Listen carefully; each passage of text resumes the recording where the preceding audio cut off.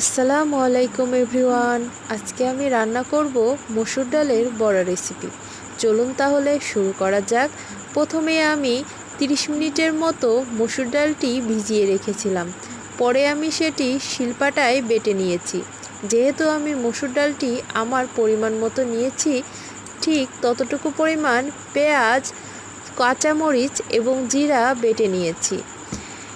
এখন এগুলো সব কিছু মিক্স করতে হবে এবং এর সঙ্গে অ্যাড করতে হবে সামান্য পরিমাণ লবণ এবং একটু হলুদের গুঁড়া।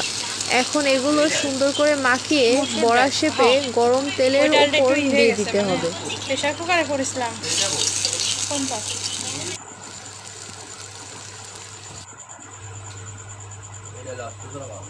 এক পাশ হয়ে এলে বড়াগুলোকে উল্টিয়ে দিতে হবে।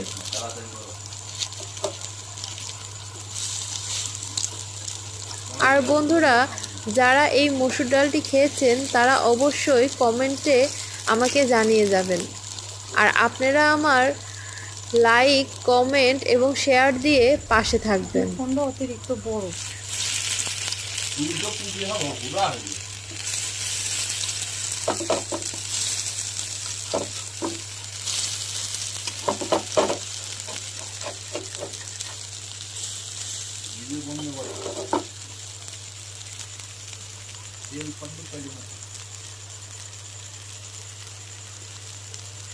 দেখতে পাচ্ছেন বন্ধুরা, বড়ার কালারটা কি সুন্দর আসছে। এখন আমি আপনাদের সামনে একটি বড়া ভেঙে দেখাই। দেখুন বন্ধুরা, যেমন দেখতে সুন্দর তেমনই খেতে অসম্ভব মজা। ধন্যবাদ।